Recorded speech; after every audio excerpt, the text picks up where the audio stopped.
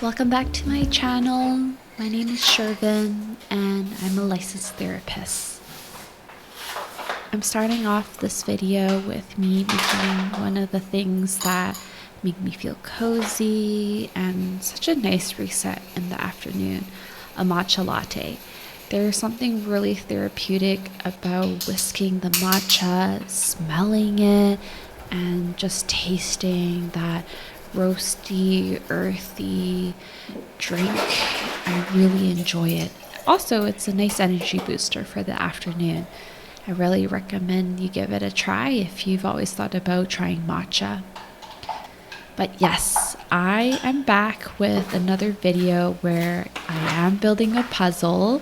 Don't you worry, I still have another puzzle. Shout out to my friend Ashley who lent me hers. And it's honestly quite fun to just build them and enjoy that process. It's no rush, it's not a contest, and it's been really nice. Also, building these 100 to 300 pieces is a nice change from previous puzzles I've built, which were 1,000 pieces. But today I wanted to talk about the joy of missing out, or JOMO.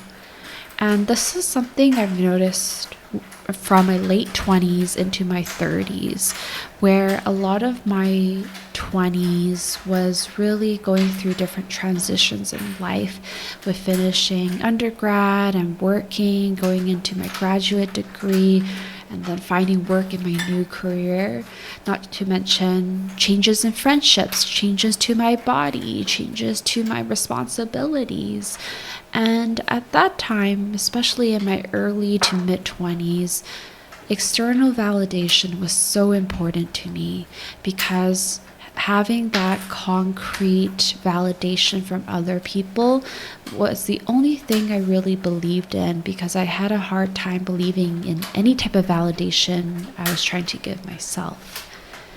And I've learned throughout my 20s and now that I've entered my 30s that the most important relationship in your life is the relationship you have with yourself.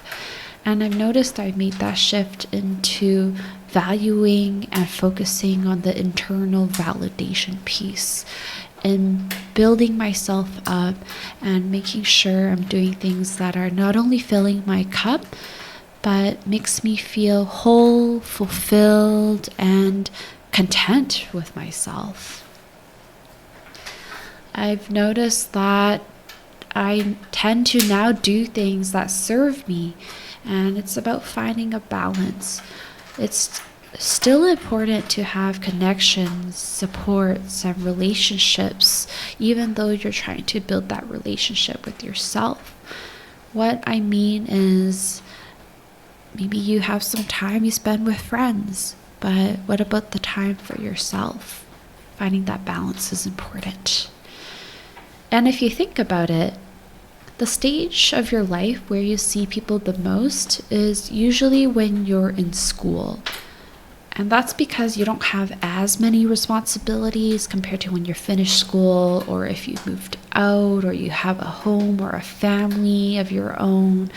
But when you're starting post-secondary, if you choose to do that, or right after high school, you might not have as many responsibilities, and you constantly see the same group of people because you might have the same schedule, because you're all focused on school.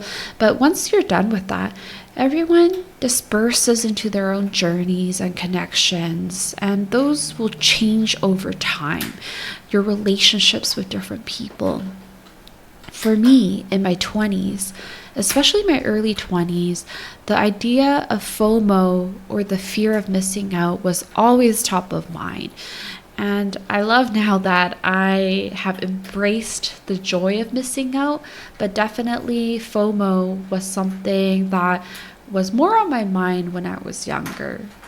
So you're fresh out of high school, you're trying to figure out who you are. It's a lot of transition.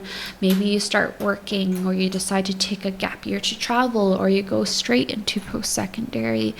It's natural to want to be included and involved in things because you're figuring out who you are for the first time.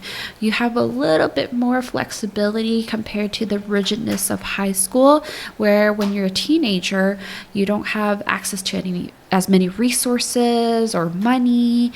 You probably can't even drive until you're about 16, 17, wherever the legal driving age is where you live. But once you enter that early 20s, you're really starting to see that there are so many aspects of life that, frankly, you're not really learning how to navigate any of that when you're younger. So, of course, as I mentioned earlier, it's natural to want to be included and involved in things. And that's why FOMO can really hit some people hard, especially with the age of social media. You might see a gathering, a party, a dinner of some friends who you thought you would be invited to and you didn't. And that kind of sucks because you start questioning who you are. You thought you were that person's top 5 friends and you would have been invited to that dinner, but you might have learned maybe you're number 9 or 10 on their list. And that disparity between the value or where you see each other as friends, it becomes a harsh reality that we go through, especially in our 20s. And during this time, everyone is doing their own thing. People are traveling, they're moving, they might be starting a family, their family life will change. And it gets harder and harder to build and make connections, all while trying to take care of yourself and your own career and your life and your goals. It's a lot. But for me, as I've entered my 30s, I try to focus a lot on balance. And this is something I talk about in my counseling sessions too. So I want to drive home 2 important things to understand. The first is, where do you get your energy from? And the second is, what fills your cup? When you're thinking about where you get your energy from, it's not necessarily about if you're introverted or extroverted. It means paying attention to what recharges you and what you're needing.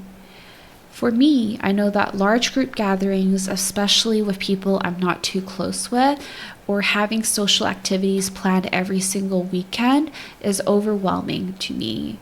I prefer to have smaller group hangouts or dinners, and I usually try to space these social gatherings and activities out. I try not to book too many of my weekends in advance, or if someone wants to have dinner, I make sure I space it out because I know that I need to value and really prioritize alone or me time, especially with the work that I do. It can be draining to just constantly be on and talking to people, especially since, it's what I do at work. So usually I try not to work on anything also after dinner to protect my time and energy so that I can recharge my battery instead. And that's the first piece. It's asking yourself, where do you get your energy from? How do you recharge? What fills you? Which goes into my second point about filling your cup. I want you to think about what are the things that add to you instead of only taking away from you. It's easy to think, when I do too many different things, it takes away from me. But instead, honestly, I probably need a whole different video just to talk about fulfillment. So I'm going to try to make this into a more digestible piece for this video. But here's an example. While it does take time to prepare, film, and edit, and also upload these videos, they've been a very fun and exciting way for me to share about mental health in a creative way as well. I used to do podcasts only, audio podcasts, and I didn't get quite the same enjoyment over time compared to making a video, which I find has a more storytelling visual and piece to it. And don't get me wrong, it is tiring to learn new tools that I'm not familiar with and to put myself out there and to have to look and listen to myself every time I edit these videos. But at the same time, because I find this fulfilling, because I find that this adds to me with all the learning I do, and I'm giving myself a shot to try and do something new, it's been fulfilling to me. I get to see improvement with each video. And yeah, while it does take time and energy to do all this, it also adds to my cup because of what I'm getting out of it. So that's what I mean by my second point of what fills your cup, and not only thinking of what's being taken away. If I were to do that with this example, I would only focus on how much time and effort making videos would take out of me. But instead, I'm thinking about what's fulfilling to me. So the hours that I spend filming and editing and uploading, I could easily, let's say, doom scroll, which I'm sure many of you do, and spend hours doing that. And well, sometimes it's actually quite fun and nice to lie on the couch and doom scroll here and there. We all know that over time, it's not the healthiest thing to do. And I'm not even talking about being productive or not, even though I think we can all agree that doom scrolling is not productive. But it's more about what serves you and what fills you.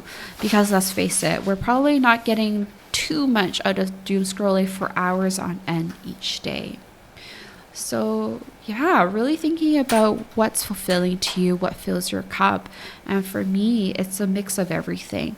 It's a mix of work in terms of my job as a therapist, and then creative work in terms of making my Instagram posts and making these videos.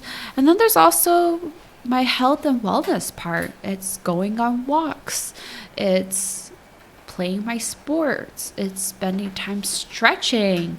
And then there's the play part. It's being around family and friends and making sure I also spend time to see them too. And with the idea of the hustle culture of trying to not have that FOMO, we force ourselves to do so many things that we might not necessarily want to do. And that's why, for me, I've really adapted the idea of JOMO, or the joy of missing out, because oftentimes I ask myself, okay, let's say if I wasn't invited to a dinner, I don't talk to whoever the host is as much as some of the people who are going. Or maybe it was a certain type of group that was going. And truly, I rather spend more alone or one-on-one time with those individuals to really connect and to just talk to them more than in a group hangout, which can be more draining for me. So it's also up to me to reach out, to plan things. And I know you might be thinking, well, I don't want to be the one who does that all the time. But everyone is at a different stage in their lives, and you have to listen to what you're needing and what you're wanting. If you're finding that you want to connect with some people, then what's stopping you from reaching out? Maybe they're feeling overwhelmed, and the last thing they could do is reach out to someone. So having someone reach out to them can be helpful for them to say yes, so they can save their energy on themselves if they need it in that moment, because they might not have enough energy to do the reaching out themselves.